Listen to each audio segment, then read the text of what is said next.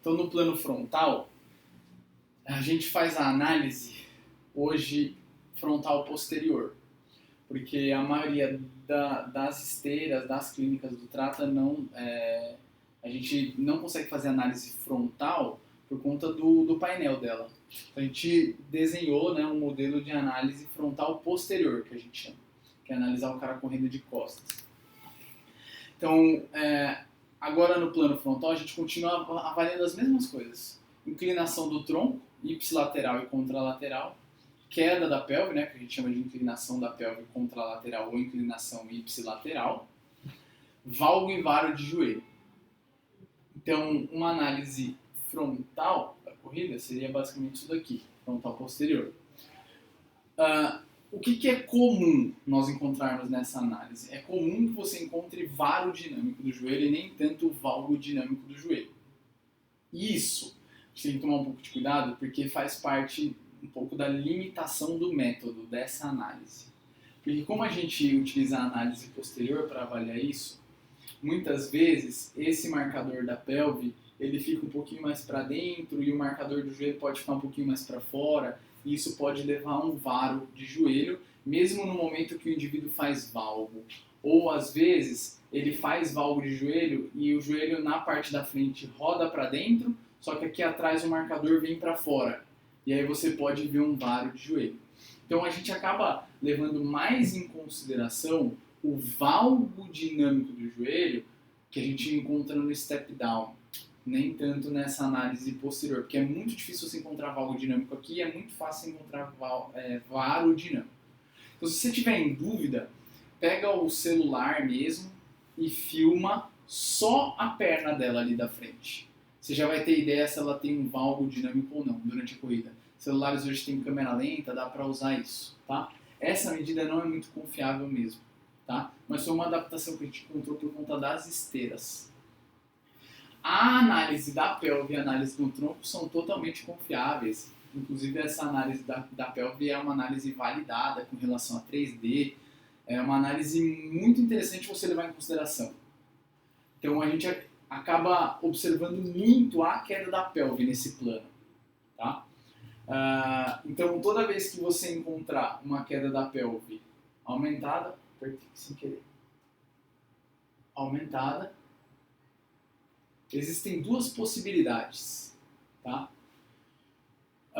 Ou o seu paciente não está sendo efetivo em absorver carga de fato, ou ele tem uma capacidade tão grande de suportar carga nessa região lateral do quadril que ele busca amplitudes maiores mesmo, porque ele tem capacidade de suportar. Às vezes ele já está adaptado.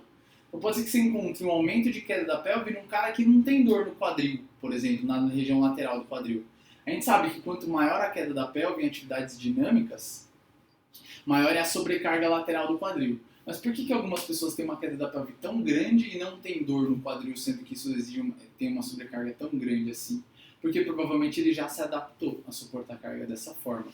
Então não significa que a gente tenha que mudar esse movimento em todo mundo. Mas de fato, acabei de mostrar para vocês no início da aula que o aumento da queda da pelve é um movimento que tem relação com quem tem dor no joelho, por exemplo. Está aumentado em quem tem dor no joelho comparado com quem não tem dor. Então, se você identificar que o seu paciente tem um déficit de força de glúteo, uma diminuição da capacidade de suporte de força do glúteo e tem excesso de queda da pelve, é fato que aumento da pelve exige mais da força e do controle do glúteo. Se ele não estiver preparado para isso, ele tem uma chance grande de se machucar. Excesso de queda da pelve é um fator de risco para lesões em corredores amadores. Então, um cara que corre há menos de 5 anos, começou a correr agora, por exemplo, e tem excesso de queda da pelve, é um fator de risco para dor anterior no joelho em corredores amadores, principalmente mulheres. Então, encontrou um padrão de movimento como esse, você sabe que aquela mulher ela tem que estar com o glúteo bombando, força e controle. Porque ele precisa de um suporte de carga maior do que um cara que corre, por exemplo, com 5 graus. O cara que corre com 10, ele tem uma exigência maior do mecanismo de absorção do glúteo ali na lateral do quadril. Então, você precisa trabalhar isso com ele, certo? Não necessariamente você precisa ensinar ele a correr com menos queda, mas é interessante que pelo menos você prepare ele para correr com essa magnitude de força afetado com esse aumento de queda da pelve. Certo? O que a gente acaba avaliando nesse frontal posterior? Momento valgo e varo do joelho, tá? Não é tão comum encontrar esse valgo, normalmente você vai encontrar o varo, até por uma limitação da medida. Queda contralateral da pelve é muito comum encontrar, e normalmente quando você tem uma queda contralateral da pelve, você tem um momento varo associado a isso. Então caiu muito a pelve e o joelho vai para fora. E quando você tiver um aumento da inclinação ipsilateral do tronco, então olhando o cara lá de costas, ele bateu o pé no chão e inclinou o tronco para o lado que ele está apoiado. Você normalmente tem uma relação um pouco maior com o valgo dinâmico do joelho. E normalmente esse excesso de inclinação do tronco para o lado que ele está apoiado é uma forma dele fugir desse controle de queda da pelve, como eu tinha explicado antes lá. Então toda vez que ele bate o pé no chão, por exemplo, o pé direito, inclina o tronco para a direita. Bate o pé direito, inclina o tronco para a direita. Por quê? Se ele jogar a carga para lá, ele não precisa dos glúteos para andar. Ele faz isso, transfere a gravidade para fora, o glúteo não trabalha para controlar a pelve e ele anda. Então um cara que tem síndrome do trocânter maior, uma trocanterite, artrose de quadril há muito tempo, não tem confiança para usar a pelve para absorver carga, ele vai fazer isso. Principalmente um cara que tem dor há muito tempo. Dor no joelho, artrose de joelho é muito comum encontrar isso. E aí esse é um movimento que talvez valha a pena você tentar trabalhar com ele para melhorar, para que ele comece a ganhar ou jogar carga no glúteo. Porque você fortalece glúteo 1 hora lá do seu dia. Nas outras 23 horas do dia ele está fazendo isso aqui, ó. Ele não usa glúteo. Então, tentar ensinar e trabalhar essa exigência do glúteo o máximo que ele puder e tentar automatizar isso no cérebro dele, tirar esse padrão antálgico, esse padrão de retirada de carga do membro inferior. É interessante. A pronação do pé, a gente também avalia nesse momento. Então, além de avaliar a inclinação do tronco, queda da pelve, valgo, varo de joelho, pronação do pé. De novo, de forma subjetiva. Então, o que pode ser pronação para você, pode não ser para mim e por aí vai. Então, a pronação é normal, de novo. A hiperpronação, então quando você olha assim e fala, nossa, está pronando o pé exageradamente. É um fator de risco para algumas lesões de tornozelo, fratura por estresse da tíbia, tendinopatia do tibial posterior, é um fator de risco. A gente tem que pensar em estratégias para isso. Talvez um fortalecimento dos músculos que suportem esse movimento, assim como o excesso de queda da pelve talvez funcione muito bem com o fortalecimento do glúteo, um excesso de pronação do pé talvez funcione muito bem com o fortalecimento de intrínsecos do pé, tibial posterior, flexor longo do hálus, os músculos que suportam esse movimento. Antes de pensar em palmilhas, mas que também pode progredir depois para um pensamento de controle de movimento através de palmilhas, arco e por aí vai. Tá? Além dessa análise mais clássica, a gente acaba avaliando alguns movimentos relacionados ao plano frontal. Tá? O primeiro deles é o que a gente chama de crossover, que são as pessoas que correm cruzando o pé. Então o cara abduz a perna e cruza a linha média. O que caracteriza um crossover? Se você traçar uma linha no tronco dele aqui, ó, no meio do tronco dele, toda vez que ele cruzar essa linha com a perna, ele está realizando o que a gente chama de crossover. Então abriu a perna, cruzou. Abriu a perna, cruzou. Ele está realizando o que a gente chama de crossover. Tá? Essa análise do crossover tem relação com, normalmente, uma pessoa que corre 10 para as 2 em rotação externa, certo? Isso, além de chegar em adução no solo, associado a essa rotação externa do membro inferior, faz com que ela absorva menos carga com dorsiflexão do tornozelo e mais carga com pronação do pé. Então, normalmente é uma pessoa que vai correr com o pé mais pronado. Tá? E também, como ela já vem para a adução, a tendência é que ela tenha mais facilidade em cair para o valgo, tenha mais facilidade de ter aumento da queda da pelve, porque o fêmur já vem para uma adução aumentada, aquele ângulo de abdução que eu falei lá no começo, naquele artigo lá dos corredores, normalmente está aumentado nesse corredor. Tá? Qual que é a teoria em cima disso? Existe uma teoria, nada muito comprovado, né? Ninguém nunca bateu o martelo até hoje, mas a teoria biomecânica em cima do crossover é que Normalmente ele acontece por um encurtamento dos flexores de quadril contralaterais. Então, por exemplo, se o meu membro inferior direito cruza a minha linha média na hora que eu chego no solo, ou seja, o meu crossover é à direita, isso acontece porque provavelmente eu tenho uma contratura dos meus flexores à esquerda, tá? Por que isso acontece? Quando você vai olhar isso no plano sagital, quando a minha perna direita está chegando no solo, a esquerda está em extensão, certo? Se eu tenho uma contratura dos flexores, eu não consigo estender muito bem o meu quadril para progredir. Se o meu quadril não estende, existem duas coisas que eu posso fazer.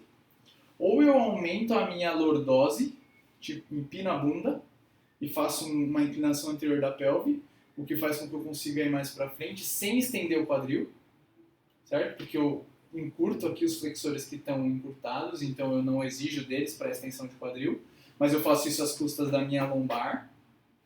Ou, ao invés de fazer extensão de quadril, eu faço uma rotação interna nesse quadril esquerdo. Então, ao invés de estender, eu progrido rodando interno.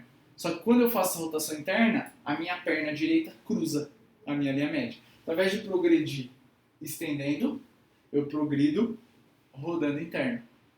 Aí a minha perna direita vai cruzar a minha linha média. Isso é uma teoria biomecânica, tá?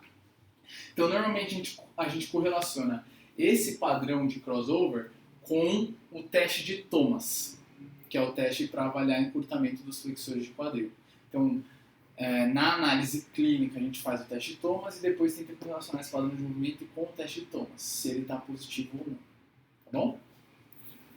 Mas o mais importante é entender quais são as repercussões que isso pode trazer. Então, um cara que tem fascite plantar, tendinite tibial posterior, se ele corre em crossover e prona muito o pé, é lógico que ele recebe mais carga nessa região do que o cara que não tem o crossover.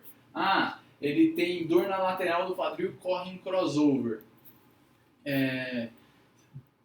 Ele recebe mais carga na lateral do quadril porque ele tende a cair com mais abdução do quadril, então a sobrecarga na região lateral do quadril é maior e por aí vai.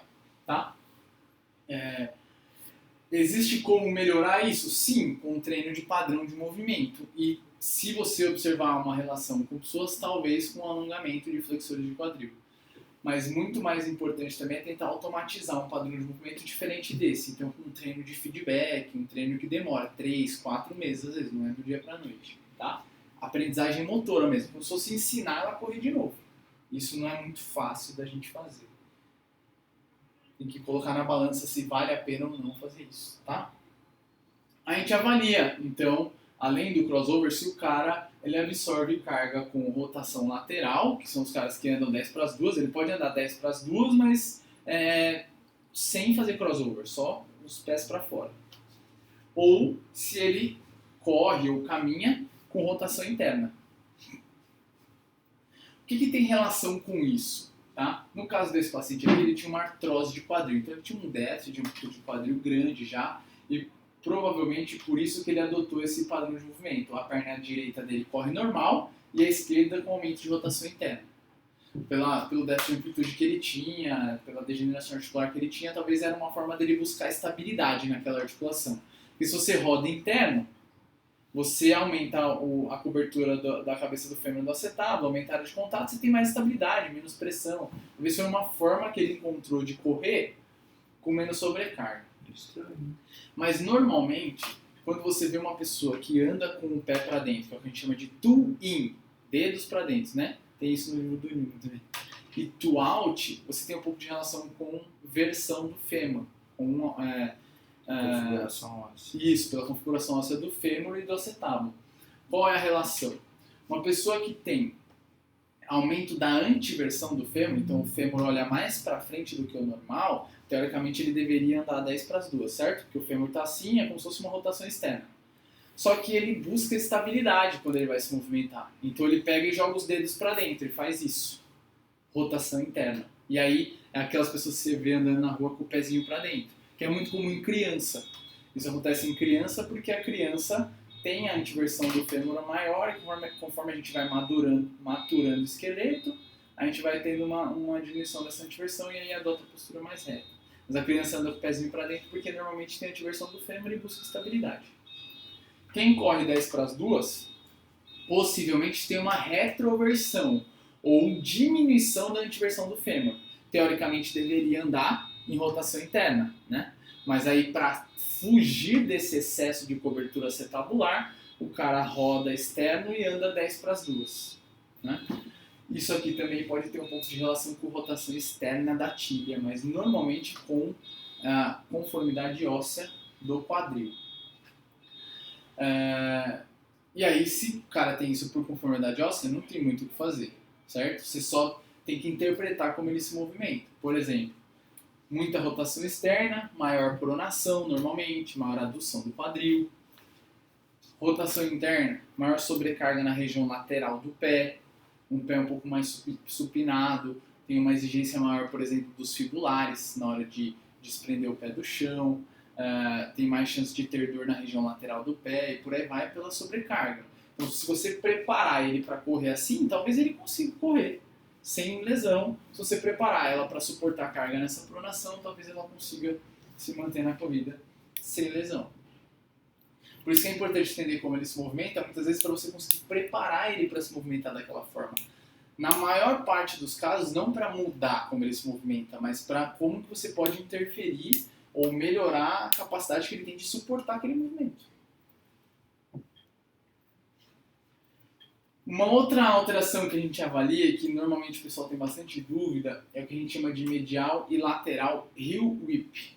Heel, né, calcanhar, whip, torção, tá? Então é a torção medial e torção lateral do calcanhar. Como que a gente avalia isso? Uma torção medial lateral normal seria mais ou menos isso aqui, ó. Seria mais ou menos isso, tá? O que significa? Quando o cara desprende o pé do solo, o calcanhar dele sai reto, tá? Nos outros vai dar para ver melhor porque está em câmera lenta. Medial heel whip seria basicamente, ó, nesse desprendimento do pé do solo, os dedos dela vão para fora, certo? Automaticamente o calcanhar vem para dentro. Na hora que solta o calcanhar, vem para dentro, o dedo vai para fora. Isso é chamado de medial heel whip, porque o calcanhar foi para dentro, então foi para medial. Torção medial do calcanhar. Calcanhar é a referência, tá? E também existe o lateral heel whip, que são as pessoas que durante a corrida os dedos vêm para dentro e o calcanhar vai para fora. Qual que é a influência disso em lesão ou em sobrecarga? Até hoje, ninguém comprovou que isso é um fator de risco para lesão ou que isso pode levar a mais sobrecarga e fazer com que alguém se machuque. Mas existem algumas teorias e a gente começou a avaliar isso aqui porque a gente queria acompanhar isso mais de perto e que talvez isso um dia se torne um fator a ser avaliado como fator de risco e por aí vai. A gente começou a identificar isso para ver o que a gente pode fazer com esses achados. Tanto o medial quanto o lateral, o whip, podem ter relação com essas versões femorais que a gente acabou de discutir. Então, na hora que o cara, por exemplo, tira o pé do solo, ele pode buscar uma rotação medial do quadril, no caso de uma diminuição da anteversão ou uma retroversão do fêmur. Na hora que ele está apoiado, ele sai dessa estabilidade e depois ele volta para o normal. E ele pode buscar um medial heel whip, ou uma rotação lateral na girada, numa anteversão. Assim como, essa é a teoria mais aceita para essas torções. E por que começaram a avaliar isso? Porque começaram a teorizar que essa tirada do pé associada a essa torção, a esse atrito de torção, seja para medial ou para lateral, faria com que você tivesse maior sobrecarga, principalmente em isquiotibiais. Porque como o joelho vem para a flexão, e quem faz essa flexão aqui nesse momento de forma ativa são os isquiotibiais, quando você tira o pé de uma forma mais linear, teoricamente você não tem forças de tração, né, que é o que eles chamam de momento vertical livre, não tem forças de sobrecarga nesse plano frontal aqui, ó, no plano transversal, na verdade. essas forças de tração na esteira ou no chão. Quando você tira o pé desprende reto, tem uma sobrecarga menor que quando você tira puxando para um lado e para o outro. Essa resistência, esse atrito de retirada do pé aumenta a sobrecarga dos isquiotibiais para flexionar o joelho. Então, pode acontecer uma correlação desse padrão de movimento com tendinopatias dos flexores de joelho. Mas nada comprovado pela literatura ainda, só teorias biomecânicas. E aí a gente está avaliando isso para ver o que isso vai dar daqui a um tempo. Bom? Calçados. No plano frontal, apesar de não existir nenhuma relação de tênis como fator de risco para lesão ou fator protetor de lesão, tem um tênis melhor, tênis para correr ou pior, não tem um tênis que machuca mais, machuca menos, não existe isso. Tanto de R$100 quanto de R$1.500, nenhum deles é melhor do que o outro. Ou descalço. O cara tem que correr do jeito que ele prefere, com menos amortecimento, mais amortecimento. Se ele tiver adaptado àquilo, tá tudo certo. A partir do momento que ele tem uma lesão, é fato que algumas características do tênis podem influenciar. Mas não quer dizer que ele vai se machucar por conta desse tênis. Mas quando ele tem uma lesão, talvez algumas características são importantes a gente avaliar. Uma delas é o amortecimento do tênis, essa borda para a lateral do tênis. Então aqui tem o pé esquerdo, a parte lateral. A medial não faz tanta diferença, mas principalmente a parte lateral do tênis quando a gente fala de pronação. Tá? A medial, se estiver aumentada, pode até suportar a pronação. Mas essa borda lateral aqui, ó, cabedal do tênis é essa parte do calcanhar, certo? Se essa borda lateral do tênis se estender além do cabedal, você tem um braço de alavanca maior para pronar o pé. Por quê?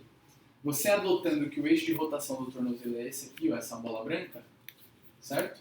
Toda vez que o cara bateu o pé no chão, e isso, no caso aqui atrás, só vai acontecer com o corredor de retropé, que é o cara que chega com o calcanhar primeiro no chão. Toda vez que ele bateu o pé no chão, essa região lateral do pé aumentada vai fazer com que o braço de alavanca do momento externo, ou da força externa, seja maior para empurrar o pé para dentro. O que o pé prona? Todo mundo que corre com retropé chega com o pé supinado e bate o calcanhar primeiro. Quando você bate o pé supinado aqui, o calcanhar, a força de reação do solo empurra ele para rodar para dentro, que é a pronação. Então, a força de reação do solo bate lateral e joga ele para dentro. A pronação tem que acontecer. Mas se eu tiver um aumento dessa borda aqui do amortecimento do tênis para lateral, essa alavanca, essa força de reação do solo, ela aumenta. Então, prona com mais força o meu pé. Certo? Se eu tenho uma força externa maior, o meu momento interno vai ter que ser maior. Então, se eu tenho um cara que tem uma tendinopatia de tibial posterior, por exemplo, tem dor ali para correr. Se o tênis dele tem esse amortecimento para fora, ele usa um tênis que exige ainda mais desse tendão que já está dolorido, por exemplo. Então, se eu pedir para ele correr com um tênis que não tem essa característica, talvez eu consiga diminuir a demanda naquele tendão e ele consiga correr com menos sobrecarga e automaticamente com menos dor. É uma das variáveis que talvez você tenha que considerar, entendeu? Então, essa borda lateral aqui é importante levar em consideração no plano frontal. Se tiver aumentado a borda medial, nesse caso, talvez até ajude. Seria quase que um calço ali na região medial do calcâneo, entende? Ele ia amortecer a pronação. Vai evitar um pouco a pronação, diminui um pouco o braço de alavanca para pronar, tira a carga do tibial posterior e talvez até faça com que ele corra com menos incômodo. Certo?